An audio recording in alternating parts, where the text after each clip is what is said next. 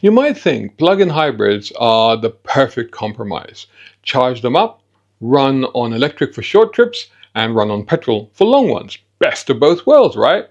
Well, new data says otherwise. According to a fresh report, plug-in hybrids, or PHEVs, are polluting almost as much as petrol cars. Yep, that's right. The cars marketed as planet-saving eco-warriors are, in practice, barely greener than the old gas guzzlers we were told to scrap. How bad is it? Well, in the lab, they claim saintly low emissions of around 30 to 50 grams per kilometer of CO2, but in real life, nearly 5 times higher. In fact, the study found on average real-world emissions only 19% lower than petrol or diesel cars. So what's going on here? Are manufacturers lying? Are the tests broken? Or are drivers just not doing their homework properly? Let's find out. A brown car guy.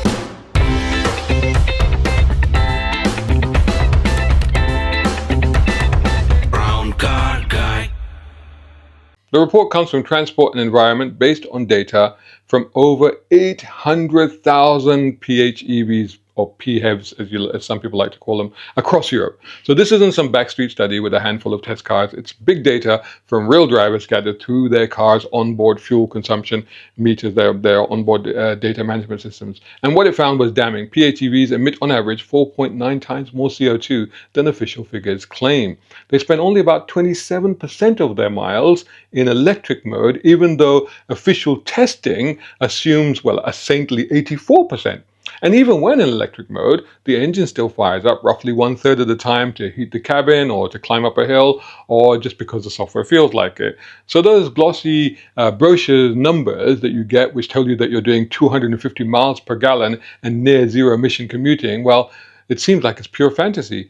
And because governments base their CO2 targets on those from the lab results, car makers have essentially managed to dodge about 5 billion euros worth of emissions fines. Could this be the next scandal to hit the industry?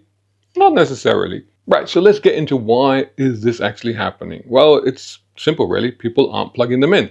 I mean, let's start with the obvious thing, right? The plug-in part of plug-in hybrid. It only works if you actually plug it in. But most drivers don't do that, especially company car users who are actually a massive share of PHEV owners because they get free fuel cards and they can't always charge the cars at home or at work. So they just simply drive them like regular hybrids, or worse, like heavy petrol cars with a decorative socket just for show. Because when the charge is depleted and the battery is empty, you're basically dragging around 150 kilogram of dead weight. Batteries, motors, wiring, and your 70 miles per gallon car suddenly ends up at 25 miles per gallon heavyweight. The other problem is the trip patterns aren't matching the lab results. So the WLTP test assumes short commutes and frequent charging. In the real life, like I suggested with these company car drivers, we're talking long motorway hauls, cold morning starts, and school runs with the heater immediately switched on. Now that kills the electric range in minutes. So even if the driver starts with a full battery, by the time they're halfway to work, the petrol engine's roaring away while the electric motor is taking a nap. The hardware itself is compromised. So the thing is that with these PHEVs, they're kind of engineering half measures in a sense, many of the older ones, because to keep prices reasonable and to qualify for the tax perks, manufacturers fit tiny batteries of 10 to 15 kilowatt per hour and weak electric motors that sometimes can't even handle, say, going up a hill or towing, or even turning on the air conditioning. So the result, the car has to then switch back to turning the engine on rather than using the EV mode. So the tests are fantasyland. Lab tests assume a near-perfect world. Always charge, gentle driving, ideal warm weather, whereas real-world data says otherwise. Drivers, of course, also are human. We forget to charge, we like to put our foot down, we use a heater. The EU is now updating its utility factor, the percentage of electric miles, to reflect this reality. But until that's fully implemented, the numbers are still, well, they're kind of flattering the technology, really. So here's the thing. Plug-in hybrids can be amazing. If everyone used them properly, they'd make a massive difference. Imagine it. Short commutes, done in silent EV modes, and in long trips with no range anxiety. The tech is there, they do work. The problem is driver behavior, the problem is design, and the problem is policy. All of these things are combining to work against it. We've turned plugins into like a tax dodge thing for company fleets and a guilt-free purchase for people who never even unpack the charging cable. It's like buying a treadmill to hang your clothes on and then blaming the gym when you're still not really that fit. Manufacturers also love PHEVs because they tick the emission boxes without actually lowering the emissions in reality. Politicians love them because they make the fleets look greener on paper, and they can say, yes, we have all of these cars out there, so therefore we are cleaner. And consumers love them because they sound very clever. It's electric, but it's not too electric.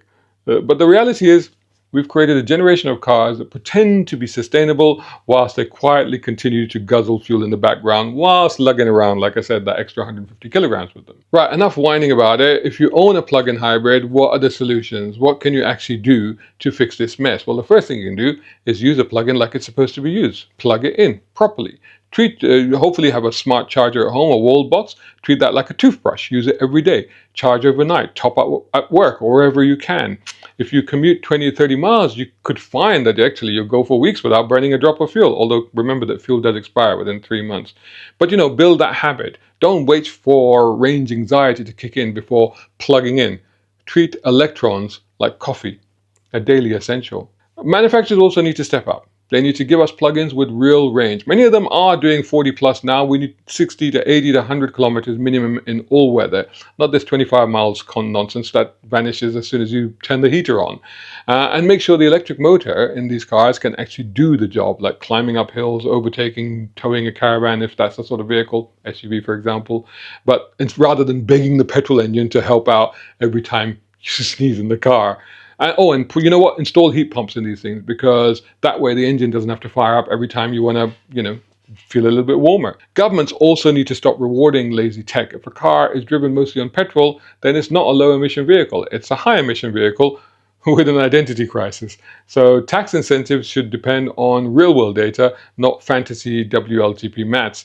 Tie company car benefits to how often they are actually charged. Maybe that could be one way to do it. I don't know how you police that, but that might be one way of doing it. So you're essentially rewarding good behavior, not just a badge on the back of your car. Hey guys, while I've got your attention, make sure that you hit like, share, and subscribe, and support independent journalism channels like mine. You can do that at patreon.com, coffee.com, and of course right here on YouTube you can take out a voluntary paid subscription, or you can buy my books. I've got 3 books out at the moment: a full action thriller, The Ulez Files, a collection of short stories, The Quantum Races, and How to Do What I Do, How to Be an Automotive Content Creator. All of those books are on Amazon and Kindle Unlimited. If you buy any of those books, I'll be grateful, but if you buy all 3, I'll enter you into a prize draw to win this keyring and badge. This is an exclusive set. There's only 20 of these. 2 of them have already gone out, so there's still 18 left of these to be won if you buy all 3 of these books and send me proof that you have them. Now back to the video. Another thing you can do is choose the right hybrid for your needs. Now this bit is actually crucial, because hybrid covers a whole buffet of technology, and picking the wrong dish will leave you hungry and broke. Let's break this down so it's absolutely clear. Plug-in hybrids, PHEV. These are for people that will charge the cars. You normally drive short daily trips to your workplace or to your home or to the school or whatever, and you can charge there as well. And you occasionally do longer drives, which is when you rely on the petrol part of it. So the perfect example is you live in outer London, you commute 15 miles each way, and you have a driveway with a charger there. So you charge it overnight and you'll glide around town in silent EV bliss, hardly using petrol except for weekend trips. But if you park out on the street and you never plug it in, then you shouldn't really have a PHEV, because you're just lugging around a battery and all that tech for no reason. Self-charging hybrid, HEV. This is for the urban multitasker. So this is like a Toyota Prius, a Yaris, Honda Jazz, that sort of thing. There's no cable, you don't plug it in, it just cleverly recycles its own energy. The petrol engine and the regen braking top up a small battery that's installed in the car, and they're brilliant if you mostly drive short stop-start urban routes where the system can constantly capture braking energy and keep that energy topped up in the battery. They won't run on electric for miles, but they will save you fuel. They are remarkably clean and fuel efficient. Mild hybrid electric vehicles, or MHEV. These are great for regular driving, so motorways and all kinds of stuff. Think of these as regular petrol or diesel cars, but with a supplement.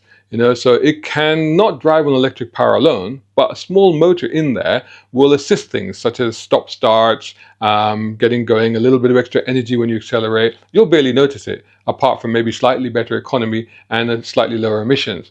And if you're doing a lot of long distance cruising, a mild hybrid diesel, for example, might actually be the best option for you today.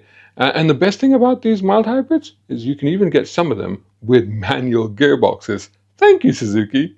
Range extender hybrids, or REX if you like. This is kind of a unicorn. Initially, I never understood these because why are you carrying around all this tech if you're not going to use it? But actually, they kind of do make sense. A lot of the new London taxis that are supposedly electric are not. They are range extender hybrids, and things like the old BMW i3 or the Chevy Volt, these all have proper electric motors, but they have a small petrol generator that recharges the battery when it's needed. So they drive like EVs most of the time, but there's no range anxiety because you still got a generator to charge up the batteries. So fewer manufacturers do this now, but some still do, for example, Nissan. Full electric cars, so BEVs, battery electric vehicles. These are for people that are fully adopting the charger lifestyle. And if you've got home charging, it's perfect for you, and your daily driving is predictable, it's not too far. Go full EV, skip the middleman, don't need an internal combustion engine. Yeah, it's a bigger leap to go from that to an EV, but it's simpler. It's one power source, there's no exhaust, there's fewer moving parts, and if you charge cheaply overnight, your running costs it will embarrass a PHEV for sure. So here's your quick cheat sheet.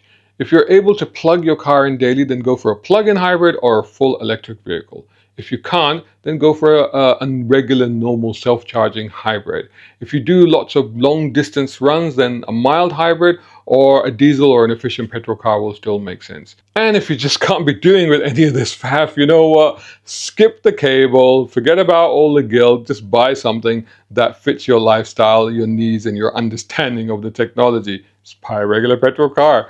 Technology only helps if you use it properly, and a plug-in that's never plugged in, is a waste of time, quite frankly. So to sum up, plug-in hybrids aren't fooling anyone. They're not a mistake. They're not a scandal. They're just misunderstood and misused. They can be brilliant stepping stones to full EVs, but only if people actually use the plug-in part of the plug-in. Otherwise, they're just the automotive equivalent of greenwashing on wheels. So what do you think? Are PHEVs worth saving if people don't charge them properly, or should we just pull the plug on the entire technology completely? Drop your thoughts below, and if you enjoyed this deep dive into what plugins are, then make sure you hit like, share, and subscribe, and stick with me because unlike some hybrids, this channel actually delivers more power when you need it. Shout out time, guys. Thank you so much. Hey, if you enjoy my content, why not get involved? Buy me a coffee. You can do that at either of these links. Or if you're watching on YouTube, buy me a thanks or take out a membership. It all helps. It really does.